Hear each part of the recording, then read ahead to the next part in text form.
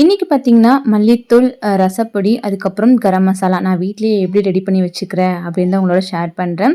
இதுக்கு இந்த மாரி ஒரு மிக்ஸி ஜார் இருந்தா போதுங்க. நம்ம ஃபேமிலி சின்ன ஃபேமிலி. ஸோ இதில அரைச்சு வச்சுட்டாலே எனக்கு 2 1/2 மாசம் கிட்ட வந்துரும். இதுக்கு மல்லி வந்துட்டு 3 கப் அளவுக்கு எடுத்துட்டு, கொஞ்சமா ஆயில் ஆட் பண்ணி, இந்த மாரி மீடியம் ஃப்ளேம்ல வச்சு வறுத்துக்கலாம். இப்படி உடைச்சு பார்த்தா உடையணும். அதுக்கப்புறம் ஒரு பிளேட்ல மாத்தி இது ஆறட்டும்.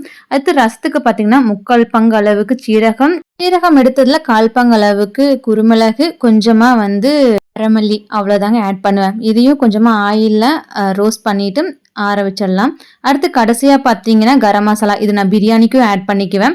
பட்டை 1 கப் அளவுக்கு எடுத்துட்டேன்னா, அதில பாதி அளவுக்கு வந்து கிராம்பு, கிராம்புலயும் பாதி ஏலக்காய். இதையும் அதே மாரி ஆயில் ஆட் பண்ணி சிம்ல வச்சு வறுத்தெடுக்க வேண்டியதுதான். பட்டையெல்லாம் சாதாரணமா உடைச்சாலே உடையாதுங்க. இது கொஞ்சம் சூடானவொன்னே பார்த்தீங்கன்னா, உடைய ஆரம்பிச்சுரும். அதே மாரி கிராம்பும் லைட்டா வெடிக்க ஆரம்பிக்கும். அப்ப ஆஃப் பண்ணி ஆற வச்சிட வேண்டியதுதான். இப்ப அரைக்கும்போது ஃபர்ஸ்ட்டு வரமல்லி, அதுக்கப்புறம் வந்து ரசத்துக்கு லாஸ்ட்டா தான் கரம் மசாலா அரைப்பேன். ஃபர்ஸ்ட்டு நான் அரைச்சது பார்த்தீங்கன்னா, எனக்கு 2 1/2 மாசம் கிட்ட வந்தது. நல்லா இருந்தது. நம்ம கடையில வாங்குறதுக்கு, இல்ல வெளிய நம்ம ஹோம்மேடுன்னு சொல்லி விக்கையில ரொம்ப அதிகமா ரேட் குடுத்து நம்ம வாங்குற மாரி இருக்கும். இது பார்த்தீங்கன்னா, விலையும் கம்மி, ரொம்ப ஹைஜீனிக்காவும் நமக்கு இருக்கும். அடுத்து பார்த்தீங்கன்னா, ரசத்துக்கு. ரசத்துக்கு வந்து அப்படியே அரைச்சு நம்ம ஸ்டோர் பண்ணி வச்சுக்க வேண்டியதுதான்.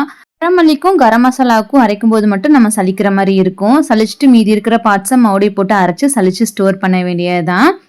இந்த கரம் மசாலும் பார்த்தீங்கன்னா, நம்ம கிரேவிய தான் வைக்கையில ஒரு 1/2 ஸ்பூன் போட்டா போதும். அதே மாரி பிரியாணிக்கும் ஒரு 3/4 ஸ்பூன் அளவுக்கு போட்டாலே போதும். நல்லா சூப்பர் டேஸ்ட்டா இருக்கும். ஃப்ளேவராவும் இருக்கும்.